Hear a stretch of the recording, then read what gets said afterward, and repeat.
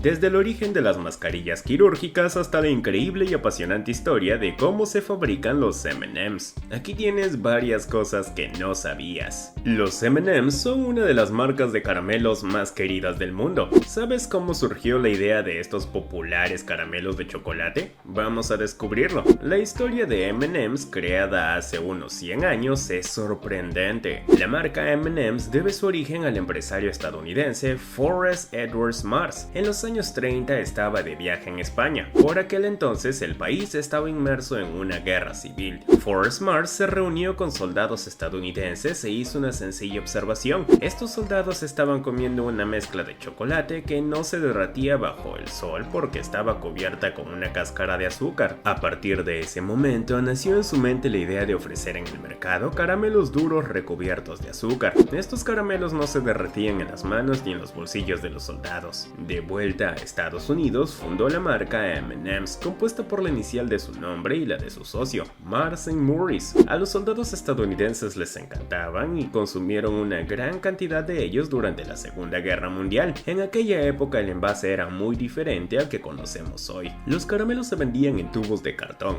Más tarde se comercializaron a gran escala. Los M&M's tuvieron tanto éxito que las marcas de la competencia empezaron a imitarlos. Para superar esto, Forrest Mars pensó en añadir la M a las bolas de chocolate como un rasgo distintivo. Otro acontecimiento afortunado que ayudó al invento de Forrest Mars fue el auge de la televisión en 1950. Esto permitió una gran publicidad y la marca M&M's pasó a ser reconocida por todos los americanos. Todo sonrió a Forrest Mars, que supo hacer prosperar su idea hasta el final. Al final de su vida su fortuna estimó en $4,000 millones. Pero una cosa estropea esta bonita historia. La marca M&M's ha sido objeto de polémica en relación con los colorantes que la componen. Por supuesto, estos han cambiado con los años. Ya no es tan perjudicial como antes, pero aún hoy los M&M's contienen componentes químicos que se sabe que causan cáncer. Por ejemplo, el dióxido de titanio, que hace brillar la cáscara, pero la peligrosidad de estos elementos no justifica una prohibición por parte de la Unión Europea. De hecho, los colorantes más dañinos ya han sido sustituidos en el pasado, y el invento de Forrest Mars todavía tiene un largo camino por recorrer. Ahora hablaremos del objeto más común y preciado del mundo, el billete. Aunque el papel moneda tiene una rica historia, la forma en la que se fabrica no es menos interesante. Unas palabras sobre su origen. Se cree que el papel moneda se utilizó por primera vez en China hace más de 1000 años. Estos billetes simplificaban las transacciones y evitaban que los comerciantes tuvieran que cargar con masas de objetos pesados y preciosos. La finalidad básica de los billetes no ha cambiado desde entonces. En la época moderna y contemporánea, el uso de papel moneda estaba muy extendido. Aunque su forma y su valor han sufrido enormes cambios y desarrollos, hay algo que no ha cambiado. Los productores oficiales de billetes quieren que sean duraderos e inimitables. Para ello es necesario un proceso de fabricación tal que sea imposible para el particular reproducir estos billetes. Si no se puede erradicar la falsificación, al menos es posible dificultar enormemente la tarea de los falsificadores. Pero en primer lugar, ¿de qué está hecho el billete? Se podría pensar que es papel, pero en realidad es casi exclusivamente de fibra de algodón.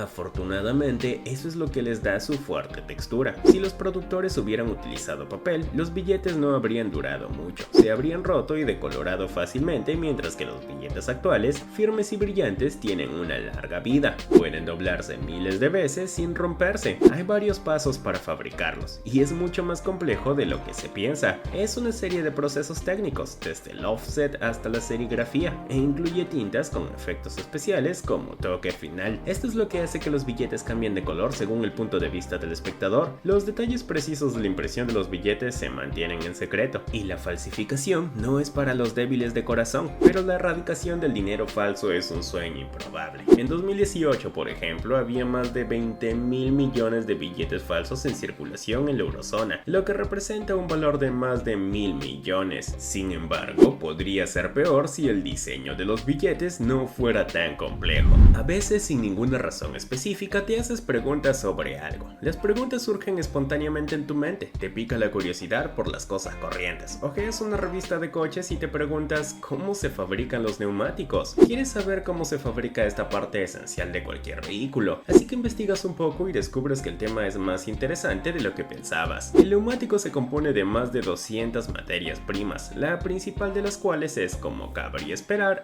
el caucho. Hay caucho natural y caucho sintético. sintético. Este último es el componente más importante. Después de estos elementos de naturaleza elástica, llamados elastómeros, están las cargas de refuerzo. Entre ellos está el elemento que da a los neumáticos su resistencia y su color negro, el negro de humo, pero también entra en la composición de un neumático la sílice, que asegura la adherencia al suelo, así como disolventes y resinas, elementos metálicos y textiles. No te habrías imaginado que un neumático contiene tantas cosas. Al fin y al cabo es un mundo de componentes, y cada neumático requiere una dosificación extremadamente precisa, aunque por supuesto cada fabricante añade su propio toque especial. En resumen, el proceso de fabricación es un reto para la industria. Gracias a toda esta información, has satisfecho un poco tu curiosidad.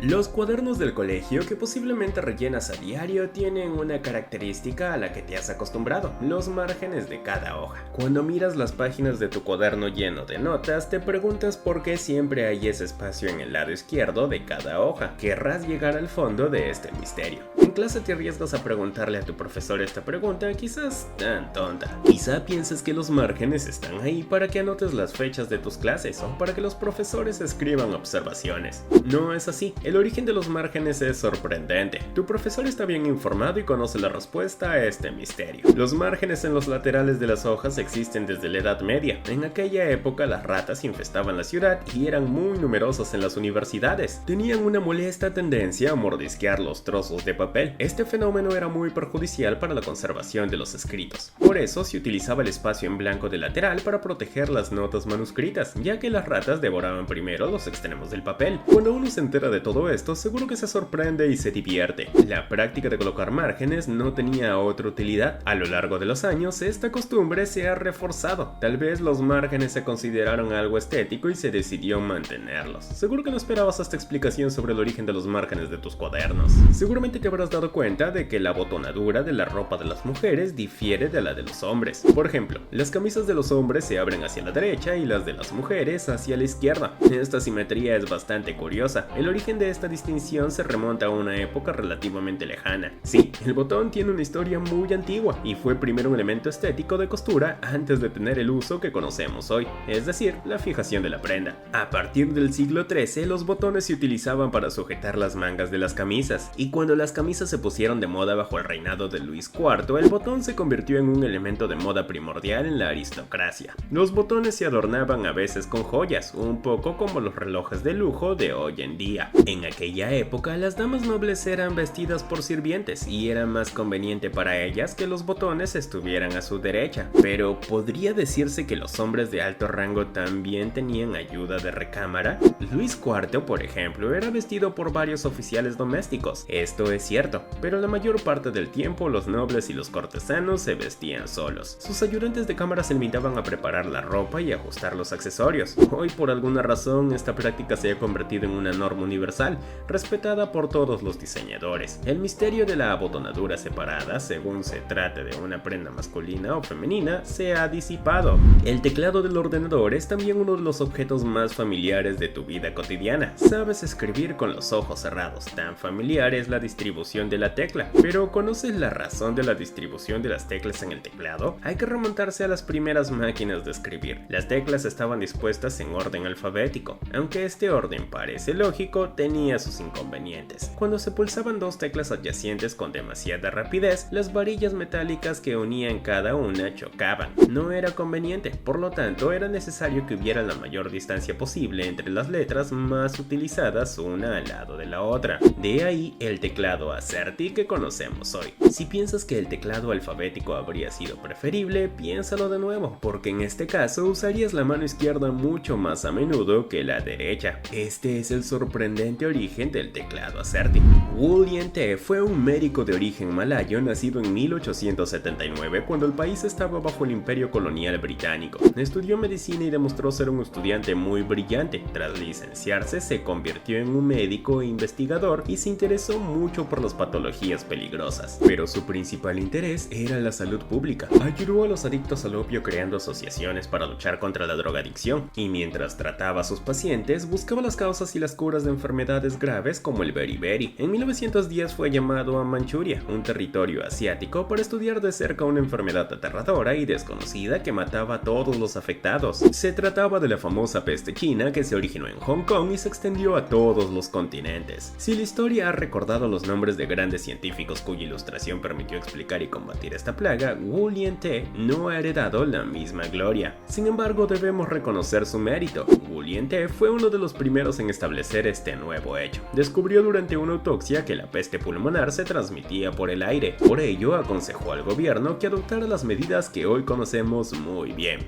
Por ejemplo, el distanciamiento social, la cuarentena y la desinfección de superficies. Lo más importante es que se propuso desarrollar una máscara que protegiera eficazmente a los pacientes y a los cuidadores. En aquella época, la mascarilla más utilizada era la de una sola capa. Wu Lien-te añadió varias capas para filtrar mejor el aire. Este proceso permitió el diseño de mascarillas actuales. Gracias a su generoso e innovador trabajo, Wu Lien-te salvó miles de vidas. Era más que un científico, era un benefactor. Trataba gratuitamente a los pacientes que acudían a consulta en gran número. Cuando la epidemia terminó, su genio fue aclamado y reconocido por sus colegas en China y en todo el mundo. Sin embargo, durante su vida, y como todos los hombres de genio, experimentó pequeñas y dolorosas injusticias como el racismo. Después de graduarse, no se le permitió ocupar puestos destacados en los territorios colonizados que estaban reservados exclusivamente a los británicos. Más tarde, cuando supo cómo prevenir la peste y aconsejó a los sanitarios, un médico francés se rió en su cara y le dijo: ¿qué podemos esperar de un chino?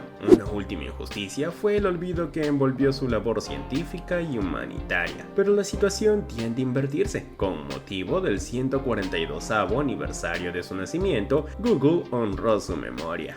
Este es el final de nuestro video. Has podido descubrir muchos datos sorprendentes sobre objetos que, aunque sean comunes, tienen una historia interesante que nunca habríamos adivinado. Como siempre, no dudes en mencionar en la sección de comentarios tus impresiones. ¿Cuál de estas cosas que no sabías te ha impresionado más? Y si te ha gustado este video, no olvides darnos un like, suscribirte al canal y activar la campanita de notificaciones para no perderte nada de nuestras próximas publicaciones.